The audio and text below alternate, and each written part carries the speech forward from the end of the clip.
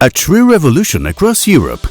Stadiums in the 21st century are changing rapidly, and in this video we'll showcase just a selection of those that underwent complete revamps or were rebuilt from the ground up. You'll see before and after photos taken from the same perspective. We'll take through 19 locations across Europe, presenting stadiums from the smallest to the largest. Let's see if you remember what some of Europe's most iconic stadiums used to look like. Let's get started.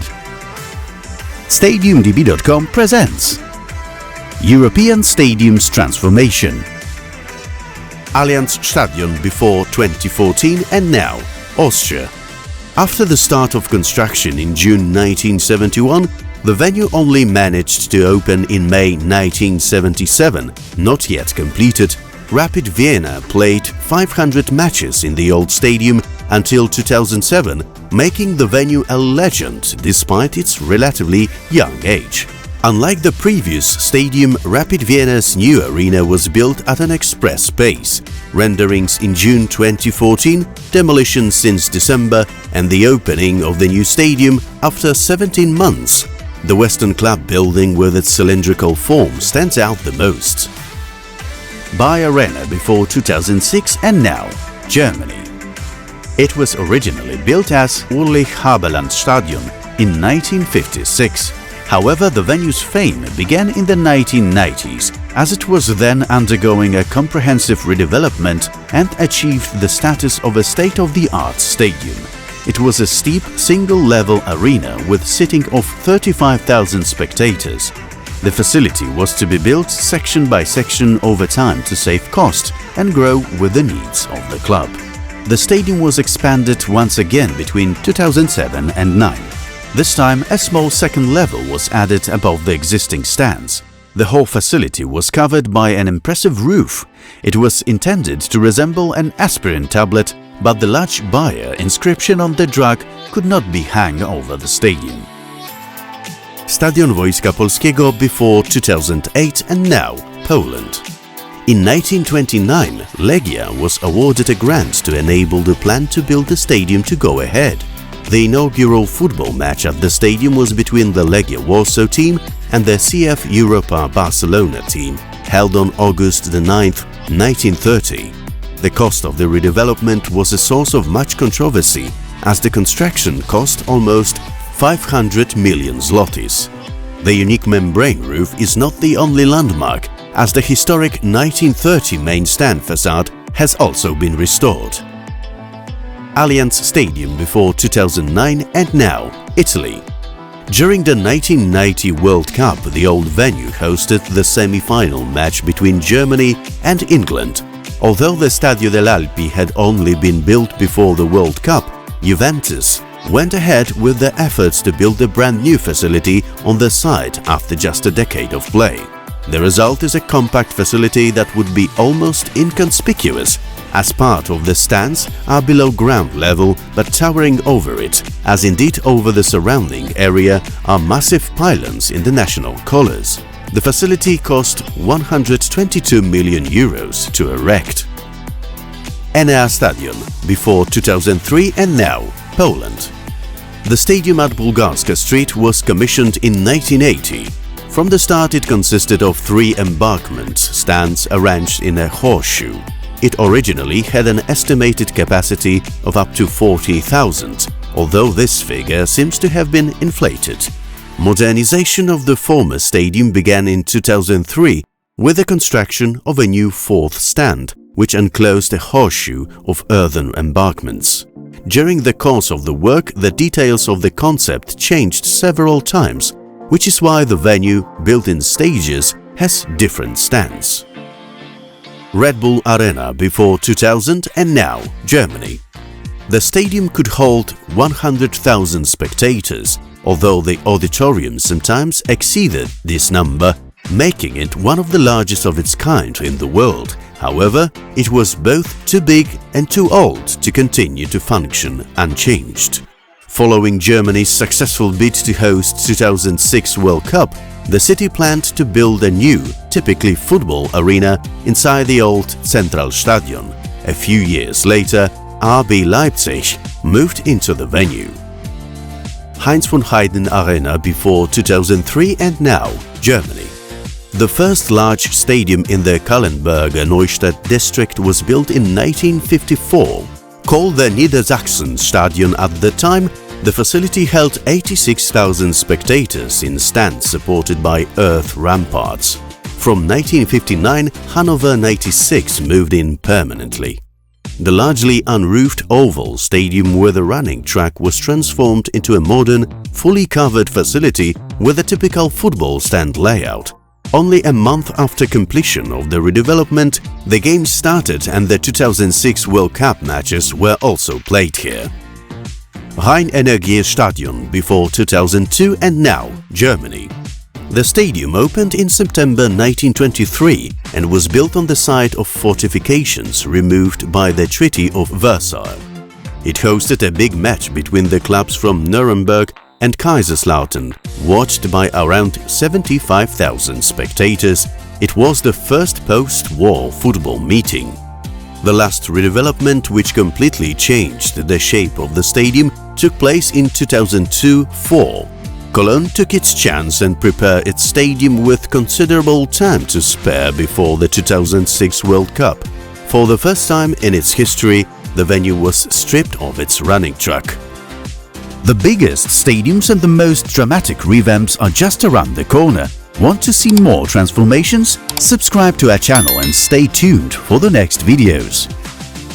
Aviva Stadium before 2007 and now Ireland. This is the oldest stadium on our list, as it was inaugurated in the 19th century in 1876. The main purpose of the arena gradually became rugby. The first match was between Leinster and Ulster. The first international football match was held on St. Patrick's Day in 1900. The venue, built on the site of its demolished predecessor, retained its traditional shape with a significantly lower north stand than the others. It was not so much a desire to refer to history, but a necessity for architectural reasons. A structure that was too high would have obstructed the access of light to the residents of the nearby houses. Stadion Śląski before 2008 and now Poland. The plan for a stadium had already been conceived in the interwar period, but the idea of copying Berlin's Olympiastadion was halted by the Second World War. Stadion Śląski was designed for an audience of around 87,000, making it one of the two largest in Poland, alongside the Stadion Dziesięciolecia. In fact, however, both were given the title of 100,000 seaters. The redevelopment, which started in 2009, was supposed to last until 2011, but instead ended in 2017. On the facility, there was a first-ever rope roof disaster, and constructors also had to be changed. As a result of the turmoil surrounding the roof, costs rose from 360 to more than 650 million zlotys. The venue's trademark is Europe's largest rope roof covered with polycarbonate.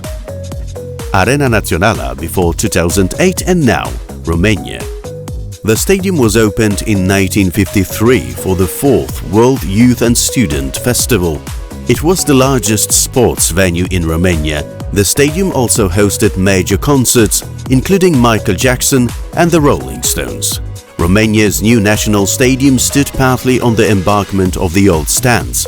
Despite initial fears, the calendar of matches quickly filled up. Steaua Bucharest started to play their key matches there, as well as all Romanian clubs competing in the European Cups. PGE Narodowy before 2009 and now Poland. Often referred to as one of Poland's two 100,000-seater stadiums, the 10th anniversary stadium has never officially housed such an audience. It was designed to seat just over 71,000, with a formal attendance record of 90,000 present. Construction of the new facility was supposed to take 2 years and be completed in June 2011, a year before Euro 2012. But deadlines could not be met, and the venue was only inaugurated with a concert with half the stands open less than 6 months before the tournament. Deutsche Bank Park before 2002 and now Germany. Originally, Waldstadion Forest Stadium was built in 1925 and had many uses. The stadium hosted Europe's best teams during Euro 1988 and the world during the 1974 and 2006 World Cups. It was before the latter tournament that it was rebuilt. The 2002-2005 modernization cost 150 million euros and involved demolishing and rebuilding the stadium from scratch in a new form. The two-tiered stands hold more than 50,000 spectators. Gazprom Arena before 2006 and now Russia. At its peak, the old venue could hold up to 110,000 spectators, making it one of the largest stadiums in the world. The location was chosen by the then first secretary of the city committee, Sergei Kirov, after whom the arena was later named. In 2006, the St. Petersburg authorities chose a successor concept for the old stadium. By the end of the project, the concept had changed a lot, but what remained unchanged were the ramparts of its predecessor, which were preserved along with the striking pavilions and the system of fountains running along the steps to the stands. Puskás Arena before 2017 and now Hungary. The stadium was first mentioned after the two cities, Buda and Pest, merged into one at the end of the 19th century. It was only after the Second World War that the idea took shape. To a large extent, the work was carried out on a voluntary basis by local residents. The only surviving element of the previous stadium turned out to be the pavilion to the east, where a museum was envisaged. Planning for this stadium was a complex and lengthy process, but construction went very smoothly. The result is a football arena capable of holding over 67,000 spectators, the largest in Central Europe. Orange Vélodrome before 2010 and now France. The venue is named after its football and cycling layout from its opening in 1937. The last elements of the track, the elliptical arches, were removed in 1985 when the stadium grew to 48,000 seats after an earlier capacity reduction. It evoked mixed feelings among the locals. The stadium offered poor visibility, weak acoustics, and offered no protection from the sun and strong sea winds. The 21st century saw the start of planning for a major upgrade, this time involving primarily the roofing. Since 2003, none of several concepts could be implemented, and it was not until France's victory in the Battle of Euro 2016 that a breakthrough was made. The SCAU studio came up with the winning design for extending the stands along the pitch, including the western one from scratch, as well as roofing the whole thing with an impressive umbrella. NSC Olimpiyskiy before 2007 and now Ukraine.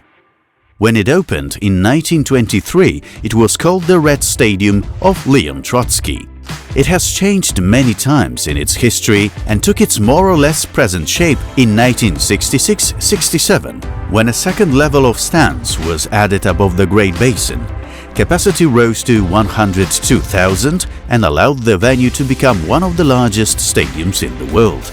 Another reduction was brought about by the biggest modernization in several decades. In 2008-11, the lower stands were dismantled and relaid, the upper stands were refreshed, and the main stand was completely rebuilt.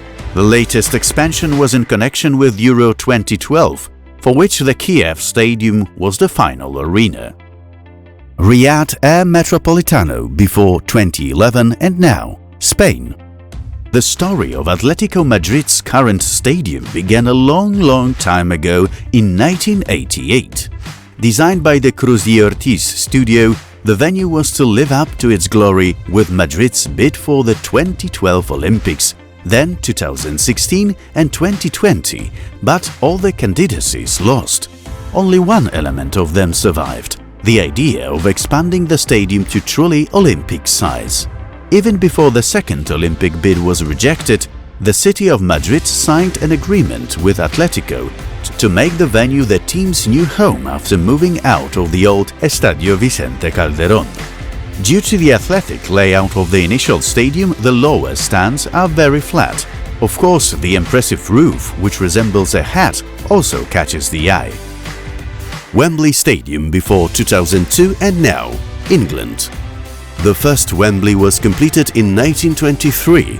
One of the biggest events at the London Arena was the 1948 Olympic Games and the 1966 World Cup, and the old Wembley also hosted unusual events such as jumping over 13 London buses on a motorbike.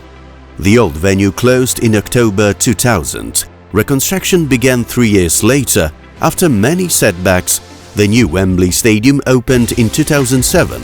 Its most striking feature is the towering 133-meter steel arch. Which stadium do you think truly needs a transformation today?